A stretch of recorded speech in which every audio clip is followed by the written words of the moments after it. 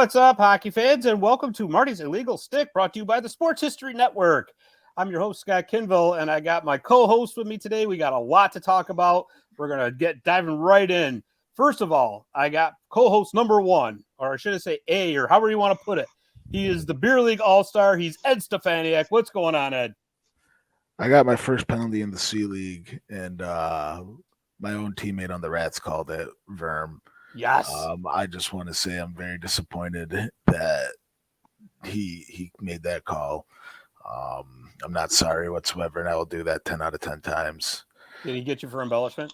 No, this guy. I got the puck, and I chipped it around this guy, and he just stood right in front of me, so I blew right through him. Way to go, pal. Way to go.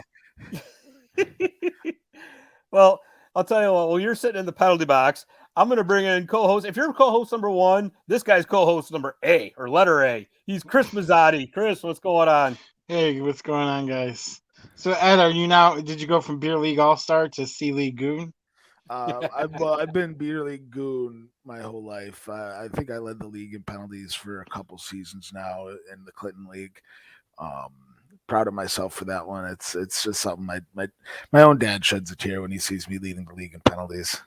Where do you play? Clinton Arena? Yeah. Nice. Yeah, that's our Saturday league. Historic Clinton Arena. I love that place. I hope we never move. do too. You know, I hope we never move. There are some guys in our league that, want to move to like the Nexus Center or what. I tell you, every time you walk into that Clinton Arena, there's just like an aura to it, It's the smell. Yeah, it's that fresh cut ice smell. Nothing gets better than it. Combined with like 60 years of nicotine smoking, right? Well, also dip spit on the ground too. Like it's all the true spit on the ground. It's just a magical smell. The only rink in this area that rivals it is Lysander. You got the dual rinks in Lysander, and it just smells like just old cigar smoke and just fresh cut ice. Nothing gets better than it. Yeah, when I go into the Adirondack Bank Center, I still smell like the cigarettes from the Utica Devils days. And the concourse would just be like clouded with smoke, and I would come home every night from a Devils game. My mother would go like, "You reek of smoke!" Like, and it'd be like, I'm 12 years old now. I wasn't smoking. Like, there's 3,000 people. What do you want from me? 2,000 people smoking around me. What am I supposed to do? All I wanted was some, soda. Like, you got a bag of popcorn and a pack of Newport Reds for $1. Oh, that's awesome. That is awesome. I'll tell you what, boys, we got a lot of news and notes to go around from around the NHL as we are getting into the last of the regular season, gearing towards the playoffs. However, Ed, your Boston Bruins recently set a record for the most wins in one season. 63 wins. Impressive. Very impressive. If they don't win the cup, it doesn't matter. Are you saying it's cup or bust? Cup or bust. It has to be. It has to be. I don't want to be the 2019 Lightning getting embarrassed by just embarrassed in the first round. Absolutely not. But let me just throw this at you real quick, though, because the Bruins were not expected to do this year. They were expected to be in the playoffs, but they weren't expected to be a record season. I didn't even predict them to be in. So if it was a wild card year, or if they were just second in the division, just mulling around, like not a slouch, but they weren't best in the division. Good. Anything is possible. At that point, make your run, do what you got to do. Once you hit a record year like this, you got to win the cup. I'm sorry. It means nothing if you don't win it. Okay. I mean, that's fair, I guguess. Don't get me wrong. When it was December and we were all like, Boston's still pretty good this year. What's going on? And you're looking at it and you're just like, well, the flame's it's gonna flame out one day, soon. It'll flame out mid-February, mid-March. And it hasn't yet. You gotta continue. You gotta win the cup. Yeah, I mean, I will say, and we've said this before, at least I have. I mean, things have gone extremely right for this team this season. I mean, let's face it, right? McAvoy and Marchand both came back sooner than expected at the beginning of the season. The only real injury I could think of that they've had to deal with was Jake DeBrusk, right? And he was out 3-4 weeks. Yeah, he was out a few weeks with his fibia broken. It was something, which is superhuman when you think of it. Wasn't Hall out for a little while? Hall's been out, but I mean, we were talking about him earlier. He's not the superstar he once was. But he's back now, right? He's back now. I think there's some LTIR goofing that that you regularly see in today's game. We'll definitely get into that a little bit later on. Yeah, I got something to say about that. Yeah, but it's but for like major injuries, Bergeron's missed a game here and there. Marchand only missed a handful of games in the beginning. Same with McAvoy. I think McAvoy missed like a game recently. But was that just resting him, or is that? Yeah, I think they're just resting him right now. Yeah, like here and there. Mazzatti, will the President's Trophy be a curse for the Boston Bruins? Here's what I would be afraid of if I was a Bruins fan. First of all, they had a lot of comeback games this year. I know. They had a bunch of games where like they tied it up in the last couple of minutes and then won in overtime or just won it like in the last couple of minutes after coming back. And who are they going to get to play? They're going to either play the Islanders, who no longer control their own destiny, as we were saying, Pittsburgh, who very much can be a playoff team if they could just beat two subpar teams. Slight possibility the Sabres can still make it. But basically, not likely for the Sabres. The Islanders and Pittsburgh, neither one of them would I want to see if I was Boston right now. Because only reason why they've been fighting for their lives for so long, and Boston's been playing for basically nothing for over a month. Like that's scary to me. Like the only reason why I would rather see the Penguins than the Islanders is the X factor that is Sorokin. Yeah, goaltending. Sorokin's so good, and Tristan Jarry and Casey DeSmith are the polar opposites of not good.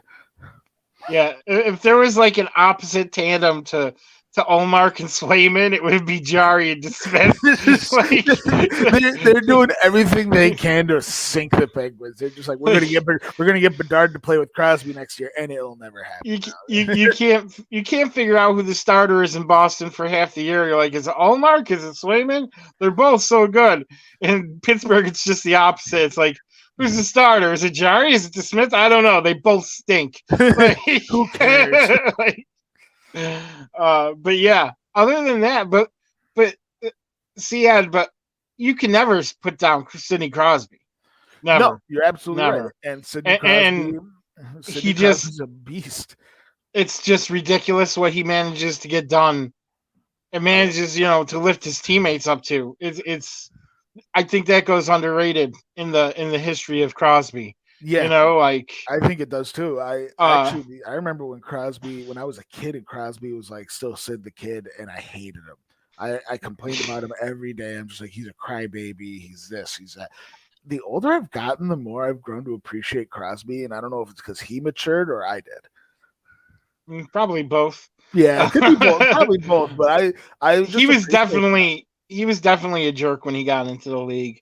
Yes, he was. But the thing about Crosby is, like, the other day, Colby Armstrong was interviewing him on TNT, and he said something about to Crosby, like, am I the best winger you ever got to play with? Or who is? He's like, it's me, isn't it, Sid? It's me. He's like, am I supposed to say that? And then you start thinking about, like, hey, Colby, like, you should be thanking the stars you got to play with Sidney Crosby. Nobody would even know who the hell you are if you didn't play with Sidney Crosby. Like, well, it's also part of that ball busting culture that Spit and Chicklets kind of brought up. And and Ed lost the visual. That's right. We got his audio. That's all that counts. Yeah, no, the audio is what counts. But yeah, no, you know what? I mean, you guys are absolutely right about like Colby. Let's put it this way. All right, a fire hydrant can get 20 goals playing on Sidney Crosby's line. Okay, there's no doubt about it. You got to respect what Sidney Crosby has done. And I'm in the same boat as you guys. I couldn't stand him for the longest time because to me he kind of came off as whiny.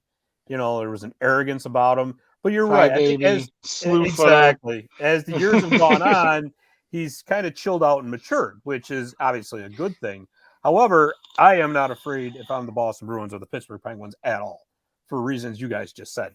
I mean, they're basically riding a win streak they had in the middle of the season to almost a playoff spot. The Islanders, I mean, I'll tell you guys, I thought a week ago that they were going to be the team that's primed to upset somebody. And then all of a sudden they just they did this 180. Now they could possibly get Matt Barzal back, which will help. But I still, like you guys said, would not want to face a team that's got Ilya Sorokin in goal. All of a sudden, I'm starting to wonder about the Florida Panthers. I'm starting to wonder about them because we talked about this before, right? With Sergei Bobrovsky in goal. Now, all of a sudden, that signing looks really good, right? Because remember, when they drafted Spencer Knight, and they're like, oh, my God, they gave Bobrovsky 7 years, $9 million. Everybody's like, what are they doing? Spencer Knight's the future, right? Well, now they got Alex Lyon backing up Sergei Bobrovsky. And Bobrovsky is a proven winner, 2-time Vezina Trophy winner. You can't take that away from him. So I will say that if Florida doesn't get Boston, they can be the ones that are prime for upset. I don't think the Boston Bruins are going to lose in the first round. I really don't.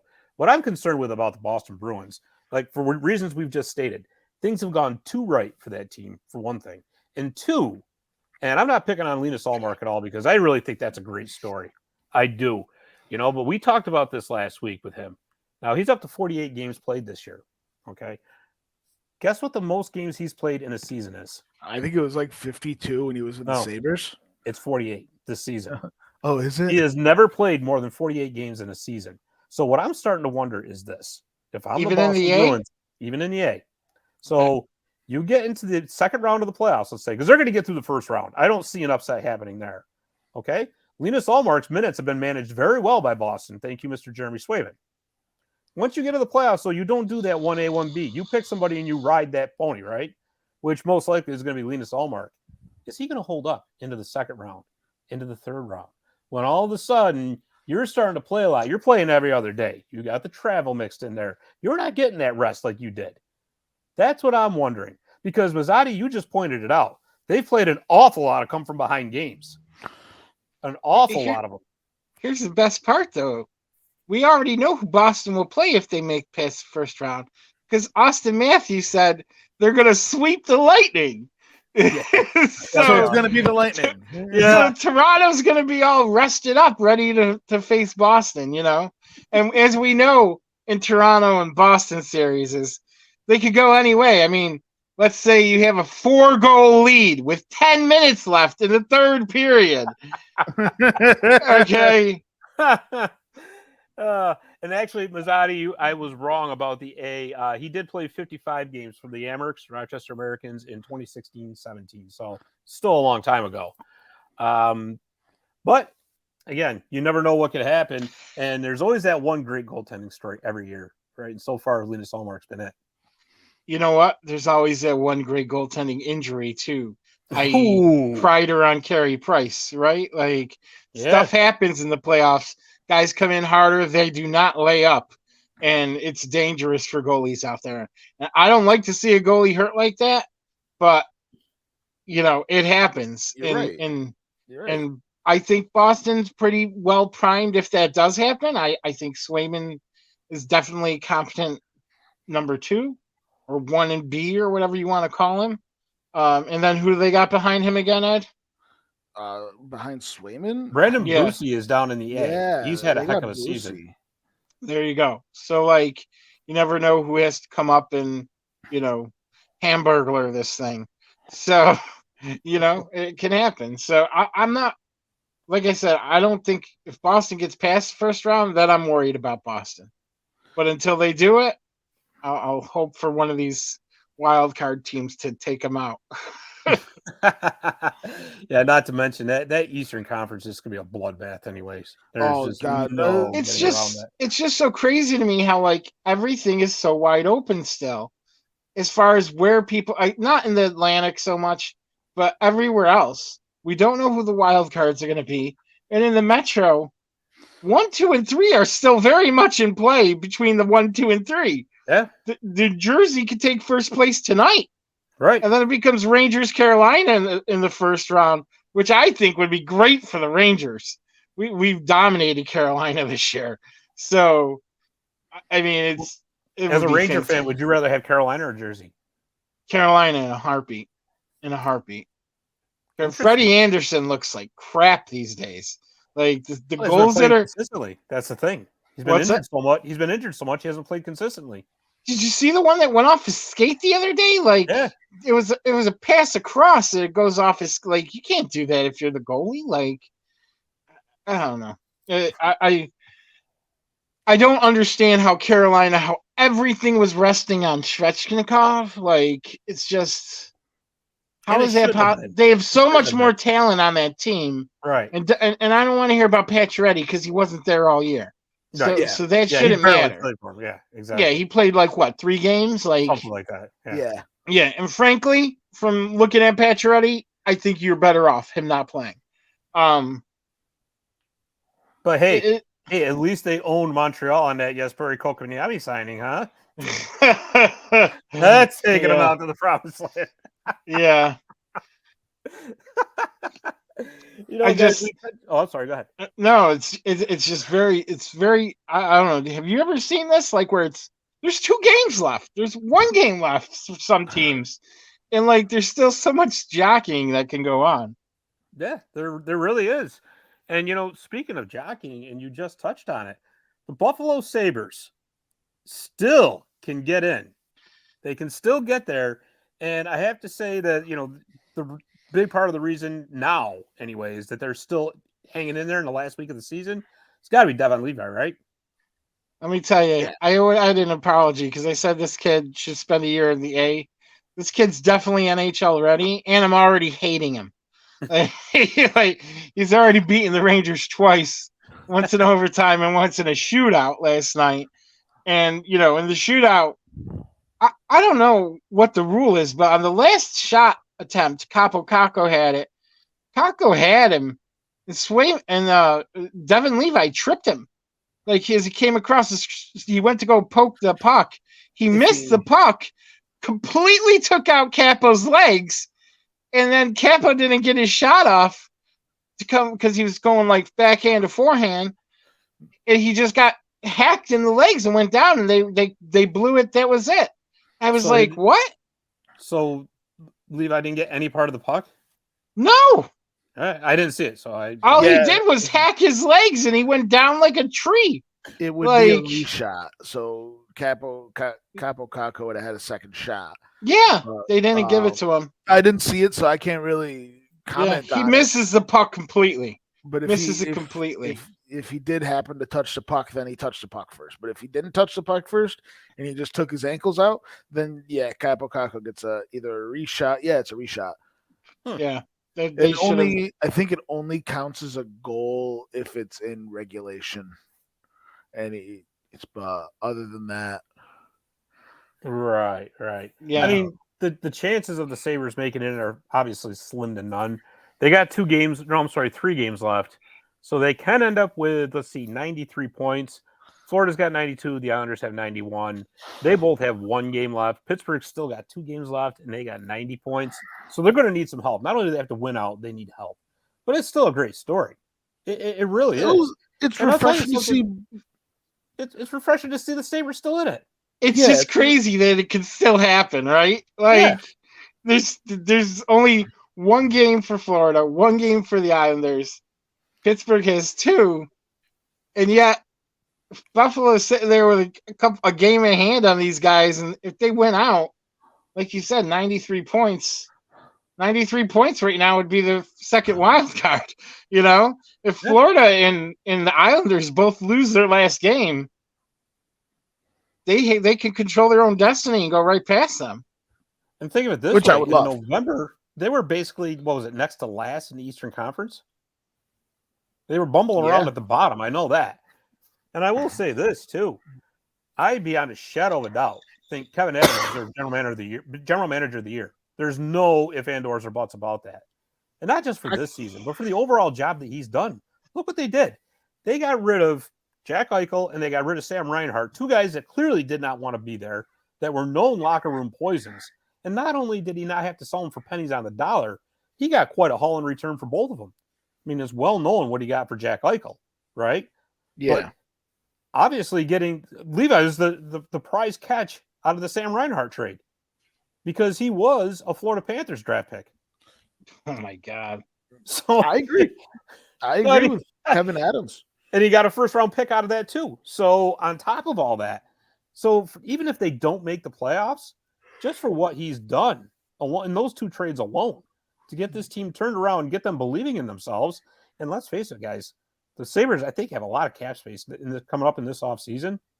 So now that they're proving that we're a franchise that's heading in the right direction. We're a franchise that has a very passionate fan base. Start writing the checks. Because now they're going to be, instead of, the last place anybody wants to go, Buffalo's going to become a marquee destination pretty soon. I don't know about that. I mean, it might be marquee compared to, like, say, going to Winnipeg, but it's still Buffalo. Like, the taxes are high, the weather is bad. Like, yeah, but I don't know. Yeah, but the taxes are high in New York. Yeah, it's true. So I mean, you got guys that'll refuse to go anywhere else but the Rangers, so taxes don't mean anything. I mean, we got guys who leave the Rangers to go to Tampa. So, I mean, maybe once they get there, they realize this sucks. Yeah, right? That could be too. I think also the big thing is New York the but I just paid $15 for a bottle of water. This stinks. Manhattan does have a lot more to offer than Buffalo. Like, what are you getting in Buffalo? Good wings and, Hey, don't underestimate that. The wings are very important. Read Sean Avery's book. You'll see all the things you could get into being a Ranger in New York. Oh, his, back room escapades with Scarlett Johansson and stuff. It ain't happening in Buffalo, buddy. No, it ain't happening in Winnipeg either. Yeah. But if they could pay some players, money talks. That's what I mean. You still got Owen Power on his ELC. You still got, obviously, Levi's going to be on his ELC. They got some room to play. And honestly, you know what? Their prospects are actually panning out. Paterka came up from the A, right? He's played tremendous since he's been up there. Jack Blake, he's been a real pain in the butt. Just like he was in the A. Exactly. Yeah. He's a real... I don't know who he reminds me of, but he's definitely pesty. Like, he's quite a pest out there. Yep. But the Devin Levi's taking this train and riding it, man. And if the Sabres can accomplish it, it'd be quite a thing. But unfortunately, I don't see them beating anybody in the playoffs if they make it. Like, probably not. At this point, Boston will sweep through them in 2. It's been so long since Buffalo's made the playoffs that just making it is such a huge accomplishment. Yeah, exactly. It'll be such a huge accomplishment if the Sabres just make it. That, because I mean, let's face it, they're at the point in their franchise where it's been so long that you celebrate Thanksgiving and then you celebrate the Sabres being knocked out of the playoffs. So the fact that they're playing meaningful games in April, it's what? Such a young team would be great for them. Yeah. I'll tell you, something else amazing happened last night too. You guys all know about blackout restrictions in the NHL. Well, guess what happened last night? Did they forget to black out a game? The Rangers have met their blackout requirements for the year. So last night I actually got to watch the Rangers broadcast when they played the Sabres. Wow. I could have changed the channel if I wanted and watched the Sabres broadcast play the Rangers. Or, get this, I could have watched a game that actually had meaning and switched over to the Islanders-Washington game, and they would have let me watch that too. So, like, in the intermission, I got to actually watch the Islanders, play subpar to the Capitals. It was like oh my God, is this what freedom is like? I couldn't believe it. Like, I got to actually watch what games I wanted to watch. And the sky didn't fall. The world didn't come to an end. It's I incredible. can't believe it. They still got the same exact amount of money they got from me anyway. I mean, I don't know. Like, How See, did that happen? and this is why I like being fans of out of market teams. This is, yeah, but if Boston plays the Rangers, the Devils, the Islanders, or the Sabres, you're in the market. I know that's Yeah. what three is it 2, Four. 4, 6, 4 teams. Yeah. 14 and we it's can't 10 watch. games. 10 games Yeah. out of 82.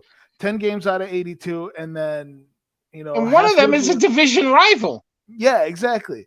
So, but I do get to watch 72 Bruins games a year, so Yeah. I'll appreciate it. Let's see if I can watch my Red Sox games this year, though. Well, let's not jump ahead of ourselves, shall we? Listen. We're gonna sign Rafael Devers to make up for Xander Bogaerts. Okay. Yes, best of luck. Yeah, no, it's not gonna happen. Red Sox management sucks. Oh, well, I'll tell you what, guys. Why don't we flip over to the Western Conference real quick? Because as wide open as the Eastern Conference is, that Western Conference is just as wide open. It's crazier. It's way more wild. The Wild West. Yes, it's insane. Yeah, it is. It's crazy. All of a sudden, Colorado looks like the Stanley Cup champs again after being basically dead in the water for 80% of the season. Now they're playing lights out. You got a team like LA that's falling off the face of the earth. Injuries or no injuries, there's no excuse. I mean, they're actually in danger of at one point, guys, they had pretty much second place in that Pacific Division locked up. And now they're in danger of falling into the wild card spot. Because Seattle, all of a sudden, the Kraken have risen from the deep once again. Which would be awesome. I want them to fall in that wild card spot so badly. Okay. That would make them play Vegas Hear me out. in the first round. Vegas, awesome. LA in the first round. That's a series I could stay up till 1:30 in the morning to watch. No, actually, at this point, it would be Vegas winning the Western Conference. LA would... if Colorado doesn't pull it out? Right. So... Right. LA would not fall into the second spot. That's not going to happen. So they would get. Well, I mean, Colorado could still pull ahead of Vegas. They got 3 games, so I mean, they can Vegas still win it. 2, though, and they're up by 3 points. So Colorado's going to need Vegas to lose a couple games, which whatever. But Colorado, like I said, they're going to get Colorado in that first round, which would be another really interesting matchup. Just hopefully, like we were talking before we went on. The Kings don't wear those chrome helmets ever again, because I watched some of that last night again still, and I'm like, I can't deal with these chrome helmets. I just can't. They're terrible. They're the worst things ever. They're so ugly, I want one. And like I said earlier, they don't match the rest of the uniform. If you want to chrome it up, go 100%. I want to see chrome gloves. I want to see a chrome LA Kings logo on the jersey. Like, that would be cool. Go ahead, do that. Like, make it ultra reflective so that the goalie can't even look at you. Like, go ahead. But we're going to wear white everywhere, white gloves. We look like the dainty LA Kings going to a dinner party in 1800s, and then they put this hubcap on their head. It's all shiny. Like, I don't get it. I don't know who thought that one up. White and it's worse to me because it looks like you're pandering to Vegas because of what they did with their metallic helmets. So I'm like, why would you want to encourage Vegas that, we like what you did, we're going to try to copy you? Like, Vegas helmets are awful. Instead, when the Kings are wearing those things, they look like a reject design for like R2D2 or something. Yeah. Oh yeah.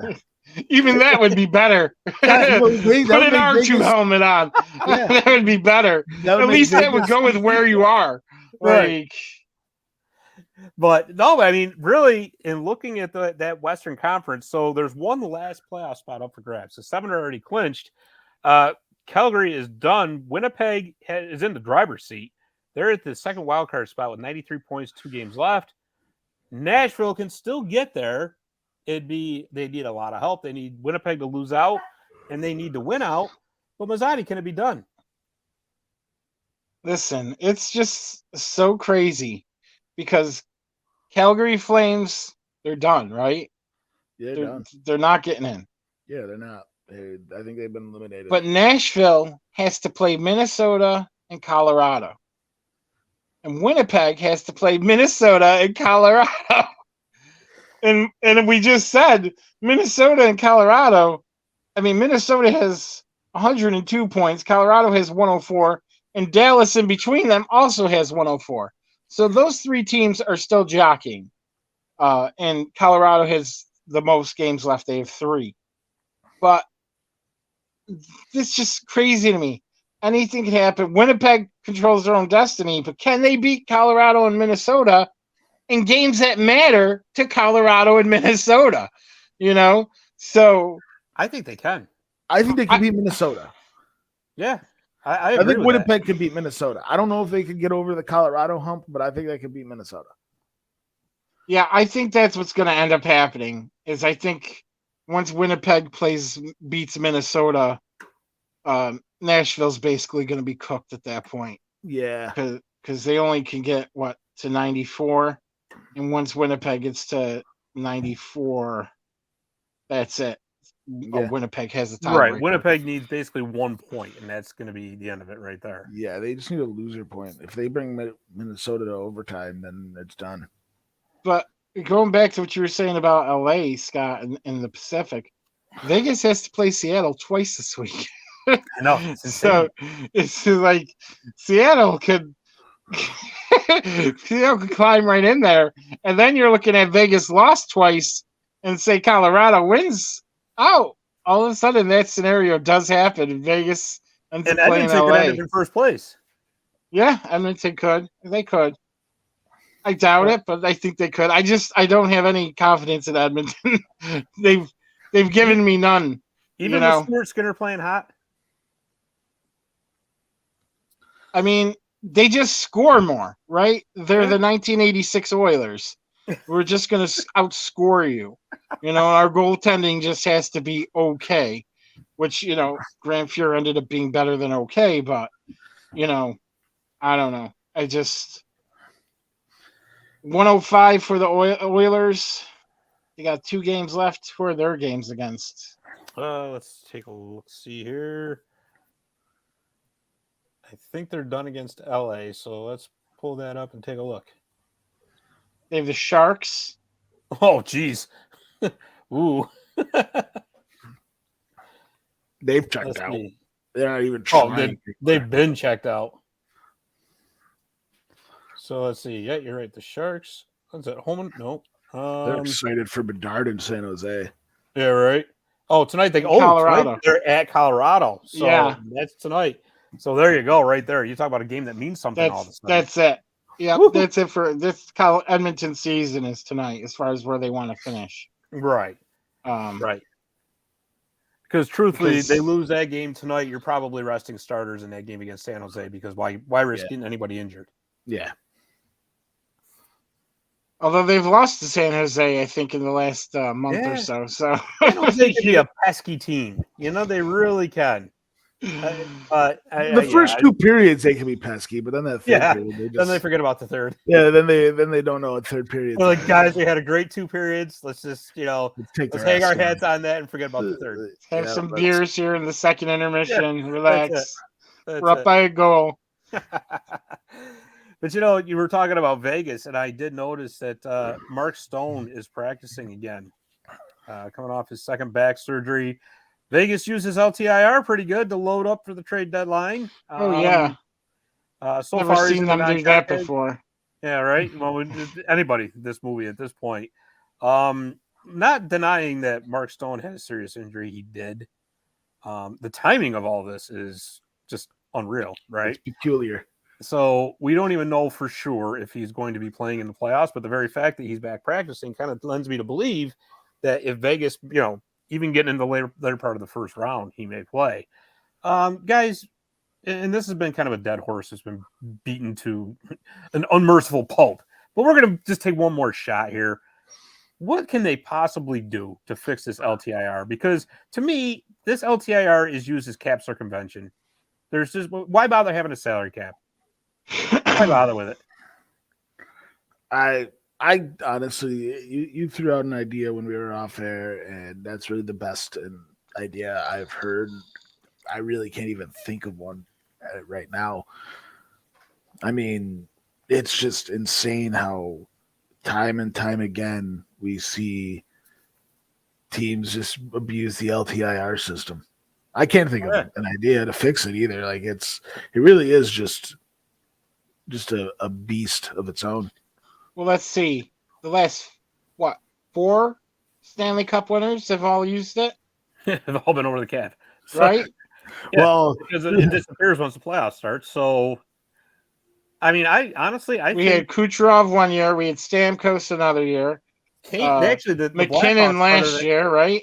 The Blackhawks started all that with Patrick Kane in 2015, if you'll recall, because he got hit by. Ed and I were talking about that. I think his last name was Petrovic or something. I can't remember what his name was. I remember Mark Petrovic. I don't remember who hit Kane.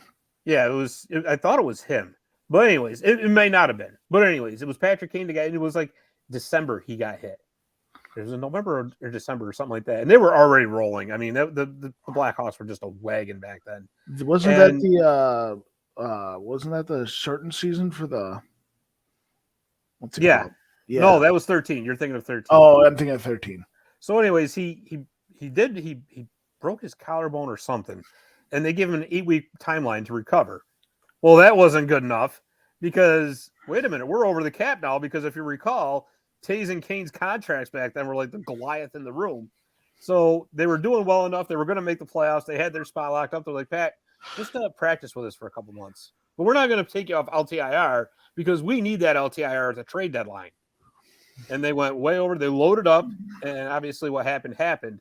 And that's kind of where the trend. They got Hossa, right? Isn't that when they got Hossa? No, they got Hossa for the first cup. Yeah, that was they had him since 2010. Oh, that's right. Okay, they had him since 2010. That's right. And then he was on LTIR for the rash for 2 seasons, and then ended up surprise in Arizona. Oh, yeah. No way.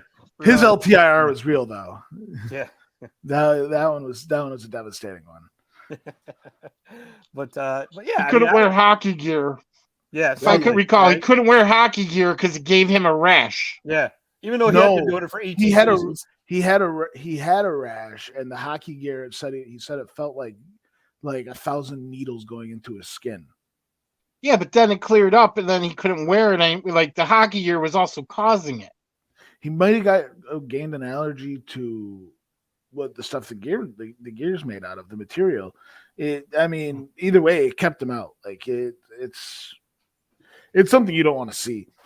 And definitely, I can kind of sympathize with it because I've had gear that has caused rashes. I've had gear that's caused me pain. I also find it convenient that this only happened after he won a Stanley Cup.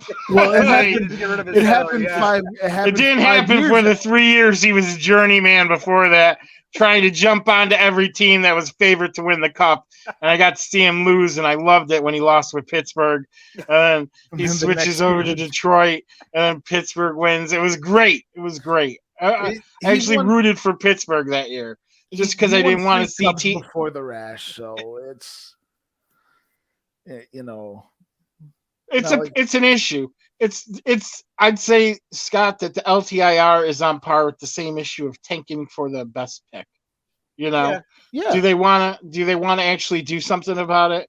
I heard a crazy theory this year that or this week that someone suggested that they do the lottery at the beginning of the season, and then what they say is okay, if you finish 8th in your conference, you'll get the first overall pick, and then see if you can land that helicopter into that position. Because as you see right now, it can't be done.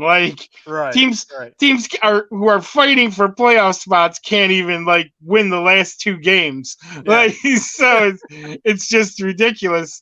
That's something that was interesting to me because obviously somebody in that system would say, well, you got to finish that last. But if you did it based on percentage of how good a team is, you just have to say something like, If Colorado, you won the cup. If you finished dead last this year, you win the lottery. Like, make them go out and try to take after winning a cup. Like, I don't. That seems more interesting to me than this current system. Yeah, but the LTIR is an issue, and you know, I know it goes understated, but like Chris Drury this year had to do a lot of juggling to get Patrick Kane on this team. You know what? I'm going to say something that's going to make you really mad. That was cap circumvention, what they did.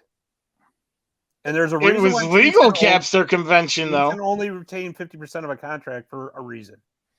And for them to be able to sell off 25% of his contract to make it all work was absolutely ridiculous. Because they're only paying and yes, you're right. With the loophole it is legal. But I'm saying that's ridiculous that if you're going to make it so that a team can only retain 50% of a contract, then that's it. There should be no, well, let's see, we still got to get rid of 25% of this contract, and we're going to get rid of it to a team that's never going to see this guy except for when he's in a visiting uniform. So and they had to ship out a pick for that, right? It doesn't matter, though. Yeah, it doesn't matter. I mean, it didn't cost them nothing. It doesn't matter, though. If the bottom line is, if you can't fit 50% of a player's contract that you're bringing in, then that's it. You can't get them in. They shouldn't be able to just, pawn off 25% of a contract to bring in a superstar like Patrick Kane, and it only costs about a 4th-round pick. I mean, that's ridiculous. It's gonna cost them more if they make the conference final. Okay, well, then there you go.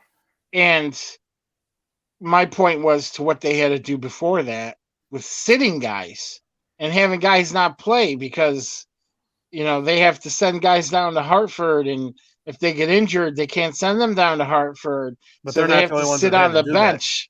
That. What? But they're not the only ones that have had to do that. No, but they literally for like a week did it. A lot of teams have had to do this. So. For over a week, they played short, like completely short. It's actually Vegas is one of the teams that's had to do that several times because of their wild spending ways out there. But because they really are the drunken sailor in port when it comes to salary spend.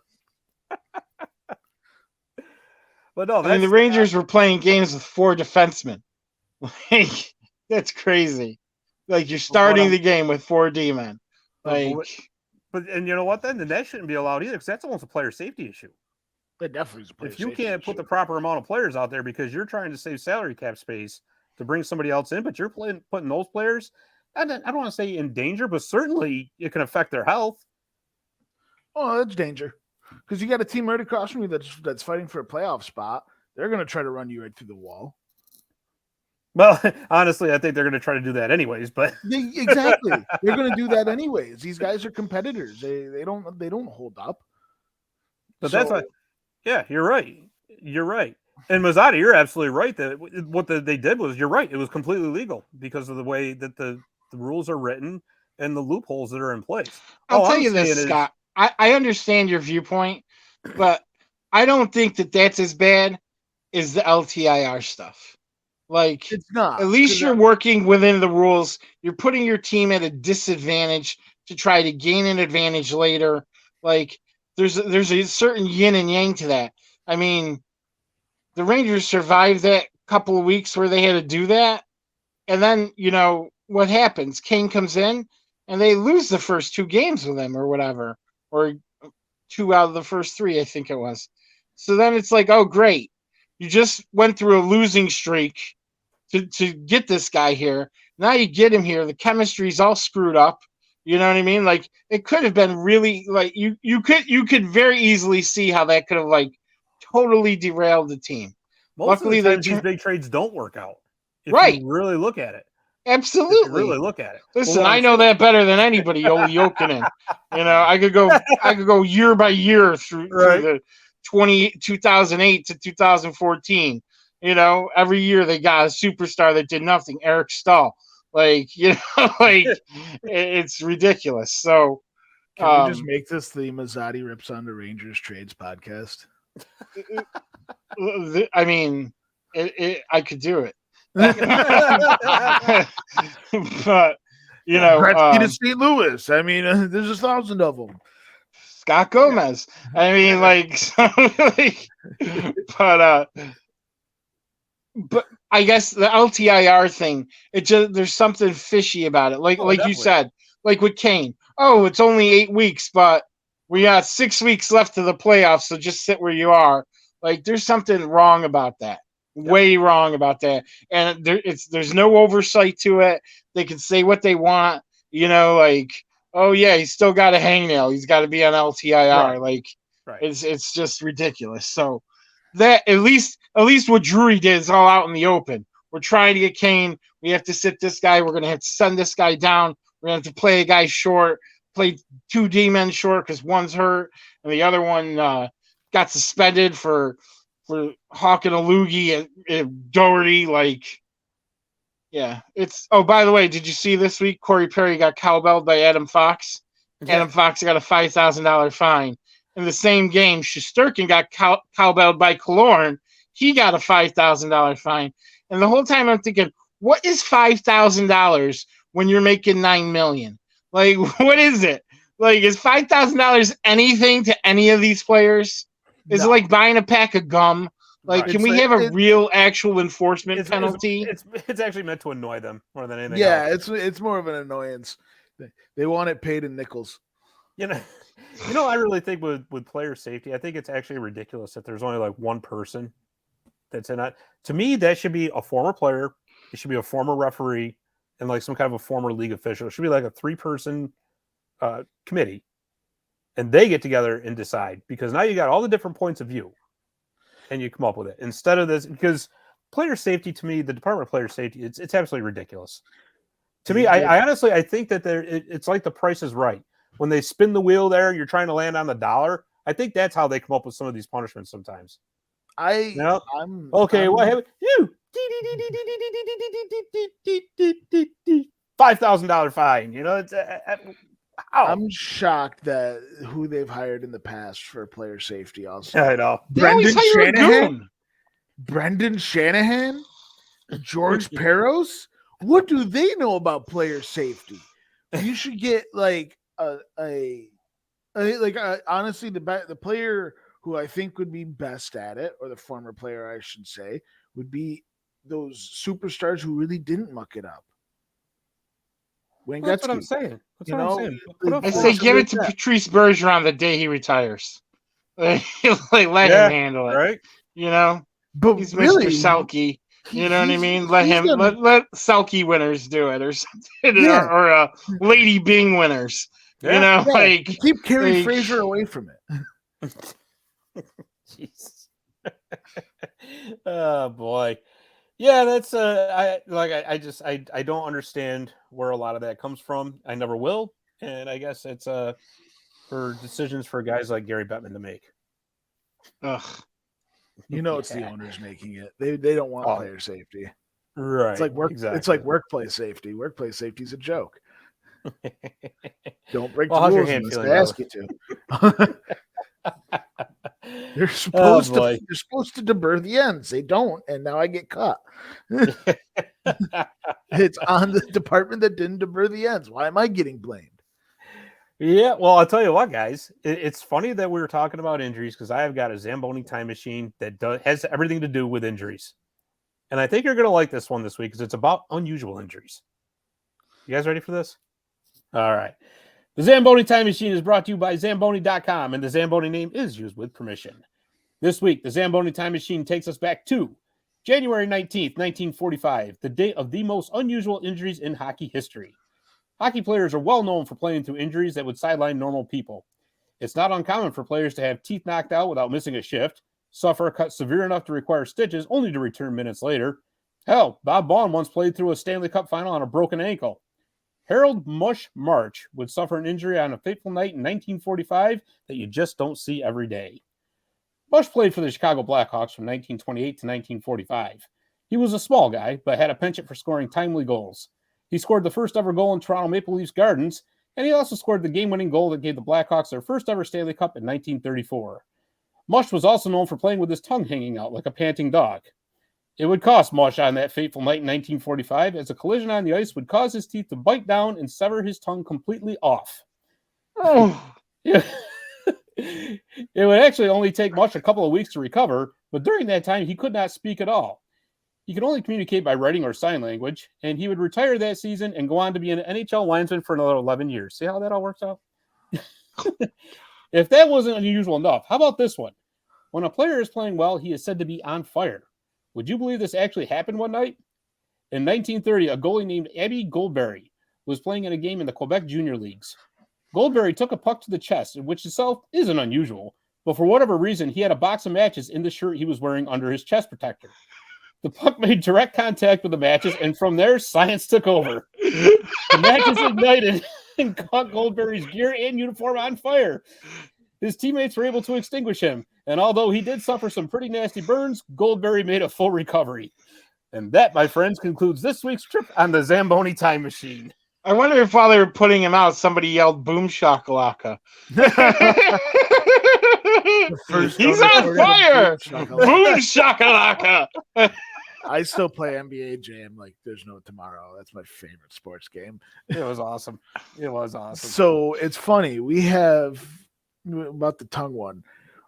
I have countless pictures of myself that both Lily and other photographers have taken of me playing hockey, and I always have my tongue out.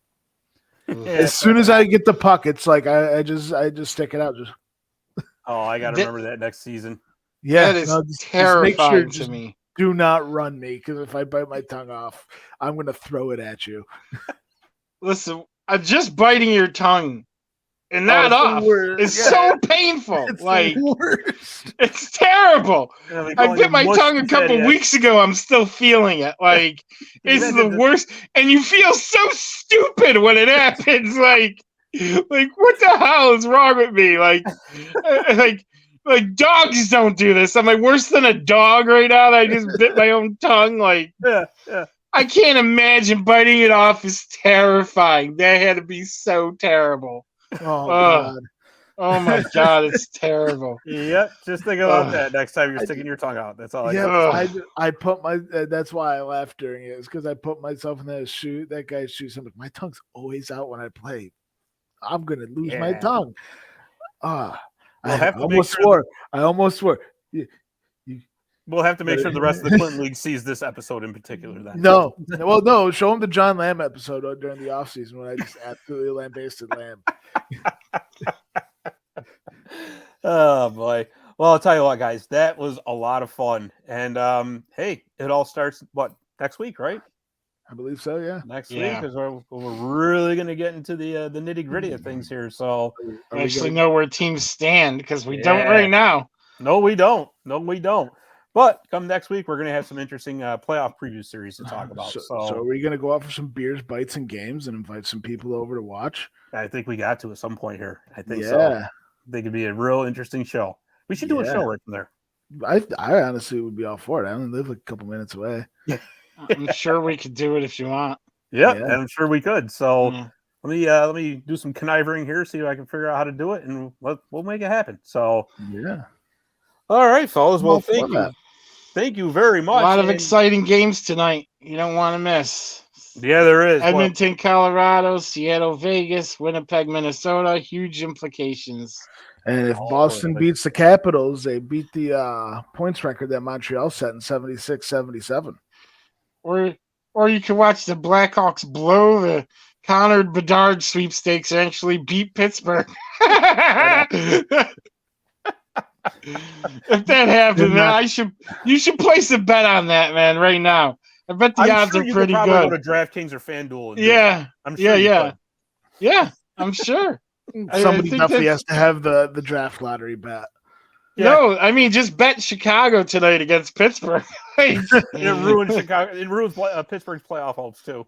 Yeah. The way things have been going, I just think it's going to happen. Yeah, exactly. But no, for all of you out there listening and watching, we thank you. We appreciate your support. Please subscribe to the show on YouTube, Apple, or Spotify, or wherever you listen to your podcasts. And be sure to follow us on social media. We're on Facebook, Twitter, and Instagram. We're all over the place. We're just like that. So anyways, for Ed Stefaniak, for Chris Mazzotti, I'm Scott Kinville. Thanks for listening, and we will see you next week on Marty's Illegal Stick.